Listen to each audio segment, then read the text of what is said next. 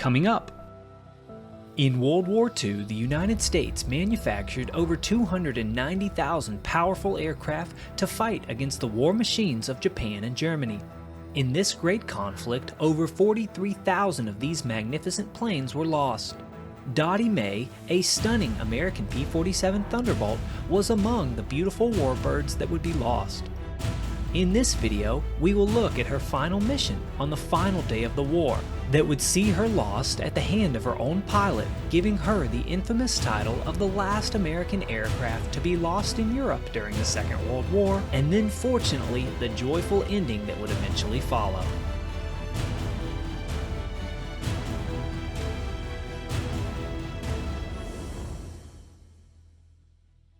Hey guys, guess what? No sponsor for this video, but I do want to shout out someone, me. If you're watching this, that means you enjoy my content and I appreciate that.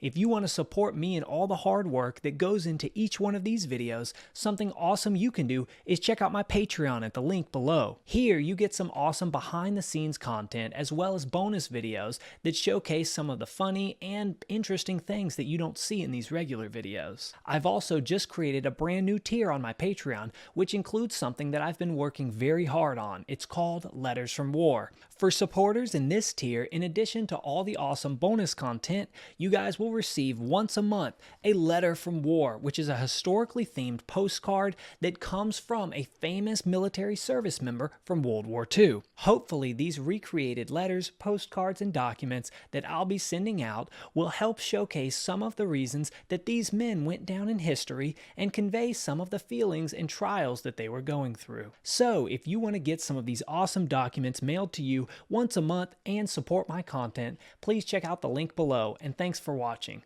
Without further ado, enjoy.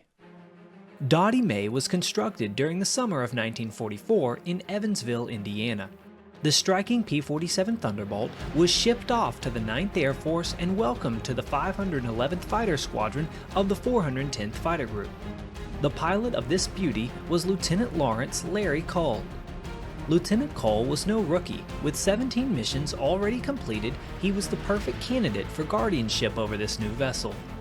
When he saw the beautiful plane in person, he couldn't help but name her after his beautiful wife, Dottie Mae.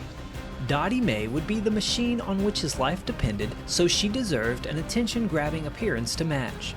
After getting together with a commissioned ground crew member to do the artwork, Cole approved the design.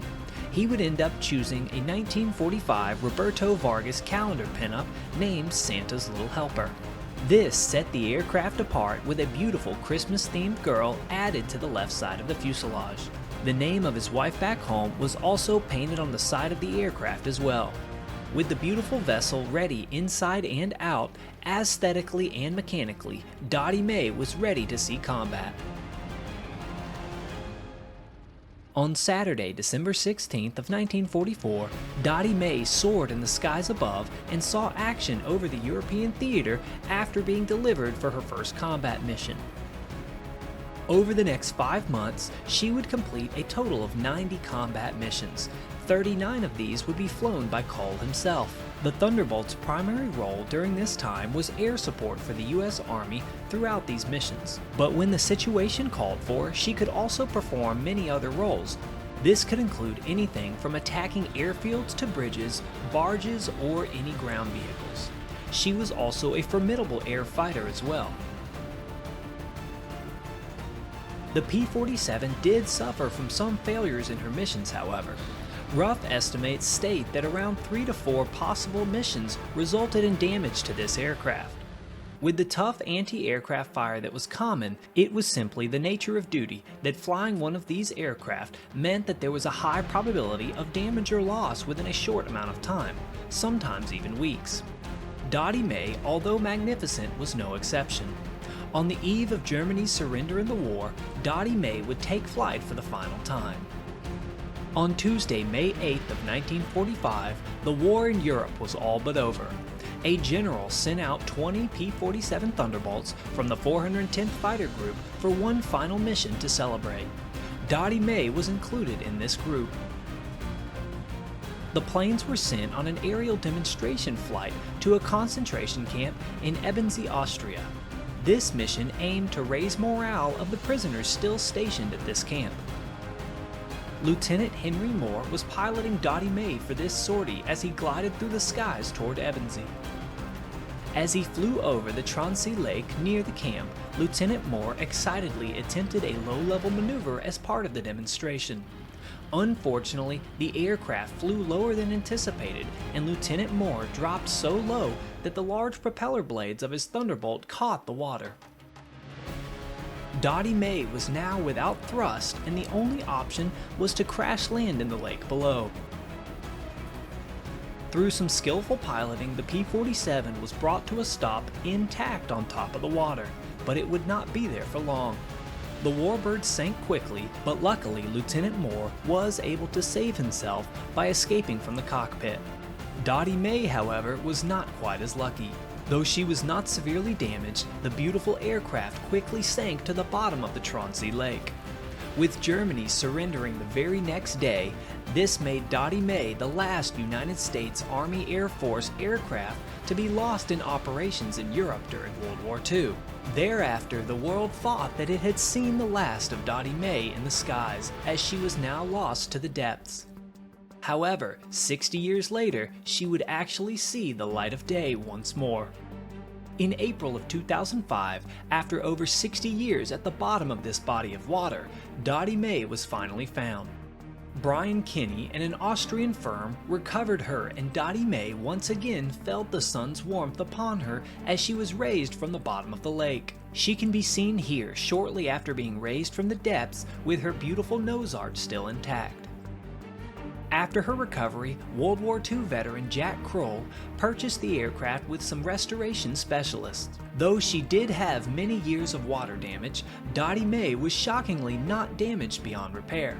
A full crew was formed to put in the immense amount of time and effort needed for a complete restoration project, as they located as many original parts for the plane that could be found.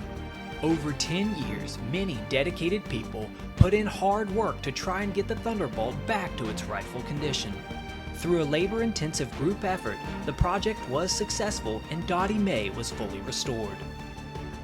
Though restored, the question would still remain: would Dottie Mae ever take flight again? And fortunately, the answer would be yes. On Friday, June 23rd of 2017, a test flight would be done, and Dottie Mae would have her first successful restoration flight. It wouldn't be until August of that same year at the Warbird Roundup that Dottie Mae would make her first public appearance in flight. At the celebratory unveiling, there were a few special guests in attendance, including two pilots who actually flew the P-47, with Larry Cole and Rolf Venkerkove. In addition, there was a grounds crew member who had worked on Dottie Mae in the war, Leonard Hitchman.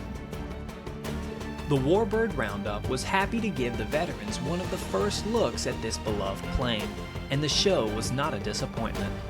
Before the flight took place, a special short documentary played inside one of the hangars that gave a brief explanation of the decade-long restoration effort done to the Thunderbolt.